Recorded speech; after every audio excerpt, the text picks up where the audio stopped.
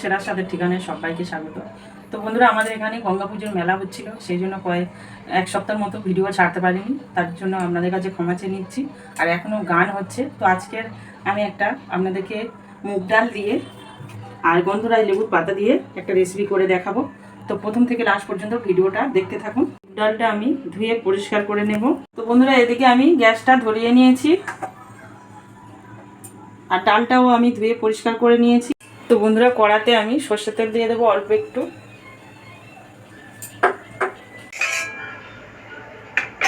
তেল তো গরম হয়ে গেছে, তেলের মধ্যে মুগ ডালটা দিয়ে দেবো।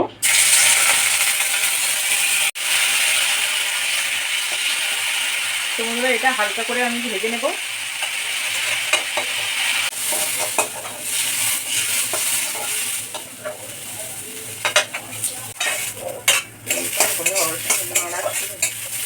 তো বন্ধুরা, ডালটা একটু ভাজা করে নিয়েছি, তো এর মধ্যে আমি জল দিয়ে দেব।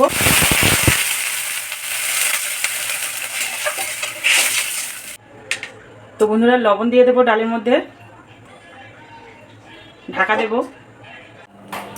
তো বন্ধুরা, ডালটাতে আমি অল্প করে জল দিয়েছি, কারণ ডালটা আমি শুকনো করে সিদ্ধ করব, তো বেশি পাতলা করব না।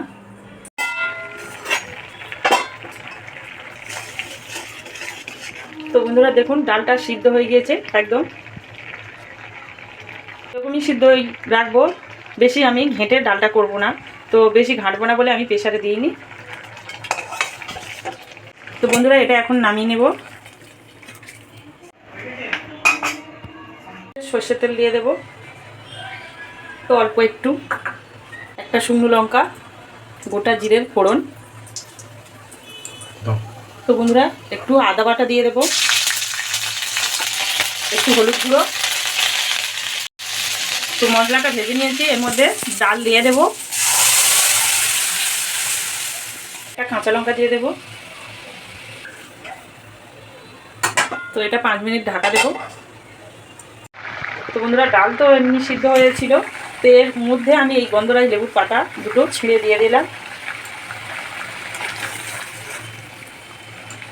তো বন্ধুরা, একটু চিনি দিয়ে দেবো, তো 8 চামচেরও কম।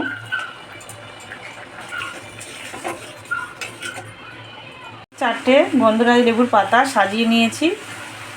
তো বন্ধুরা, ডালটা তো হয়ে গিয়েছে, এখন নামিয়ে নেব। ডালটা ঢেলে দেব।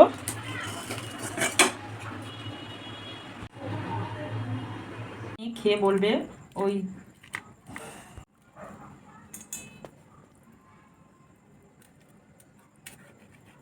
দিয়ে মুগ ডাল বানিয়েছি, তো আমার মেয়ে খেয়ে বলবে কেমন হয়েছে।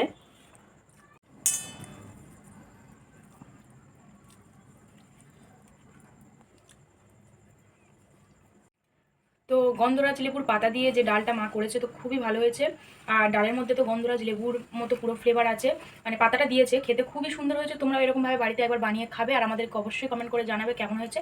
তো আজকের জন্য এখানেই শেষ করছি, দেখা হচ্ছে নতুন ভিডিওতে। তো চলো এখানে